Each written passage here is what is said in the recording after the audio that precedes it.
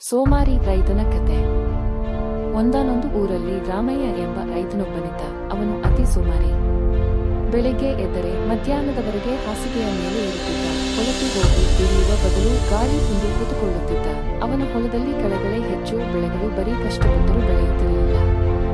ಹೆಂಡತಿ ಮಕ್ಕಳು ಏನೇ ಎಚ್ಚರಿಕೆ ಕೊಟ್ಟರೂ ಅವನು ಕಿವಿಗೆ ಹಾಕಿಕೊಳ್ಳುತ್ತಿರಲಿಲ್ಲ. ದೇವರು ಬಿಟ್ಟರೆ ಏನೂ ಆಗಲ್ಲ ಎಂದು ತನ್ನನ್ನು ಸಮಾಧಾನಿಸಿಕೊಳ್ಳುತ್ತಿದ್ದ.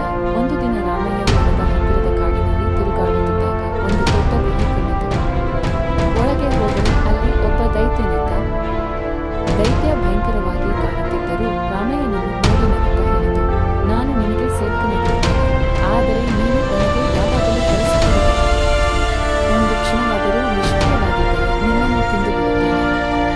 ರಾಮಯ್ಯಗೆ ಭಯವಾಯಿತು. ಆದರೆ ಸೋಮಾರಿತನದಿಂದಾಗಿ ದೈತ್ಯನನ್ನು ಬಳಸಿಕೊಂಡ ಯೋಚನೆ ಬಂದಿತು. ಸರಿ, ನೀನು ನನ್ನ ಹೊಲವನ್ನು ಉಳುತ್ತಾ ಬಾ ಎಂದು ಹೇಳಿದ. ದೈತ್ಯ ಒಂದೇ ದಿನದಲ್ಲಿ ಇಡೀ ಹೊಲವನ್ನು ಉಳಿದು ಉಪ್ಪಿನ ಮೇಲೆ ನೀರು ಹಾಕಿ ಬೆಳೆಸಿಕೊಂಡ. ರಾಮಯ್ಯ ಸಂತೋಷ. ಆದರೆ ದೈತ್ಯ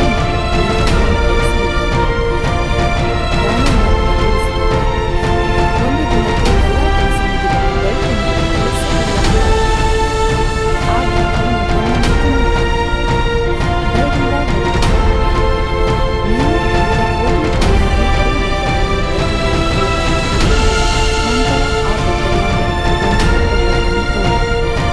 ದೈತ್ಯ ಒಪ್ಪಿಕೊಂಡನು. ಆದರೆ ರಾಮಯ್ಯ ಯೋಚಿಸಿದ, ಇದು ಸಾಧ್ಯವಿಲ್ಲ,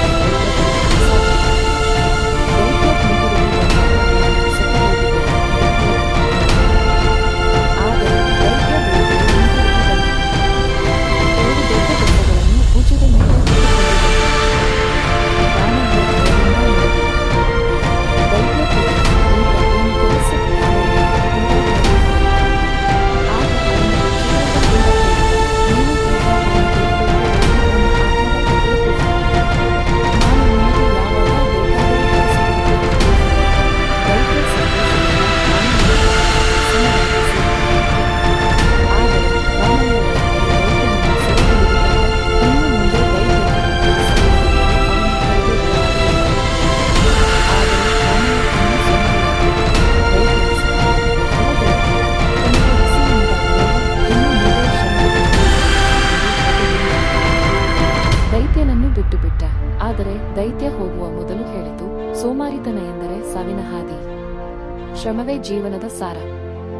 ರಾಮಯ್ಯ ಆ ದಿನದಿಂದ ಬದಲಾದ. ಪ್ರತಿದಿನ ಬೆಳಿಗ್ಗೆ ಎದ್ದು ಹೊಲಕ್ಕೆ ಹೋಗಿ ದುಡಿಯತೊಡಗಿದ. ಹೊಲ ಹಸಿರಾಯಿತು, ಬೆಳೆಗಳು ಬೆಳೆದವು, ಸಂತೋಷ ತುಂಬಿತು. ಕಥೆಯ ನೀತಿ: ಸೋಮಾರಿತನ ಎಂದರೆ ಸರ್ವನಾಶ. ಶ್ರಮ ಮತ್ತು ಕಷ್ಟದಿಂದಲೇ ಜೀವನದಲ್ಲಿ ಯಶಸ್ಸು ಸಿಗುತ್ತದೆ.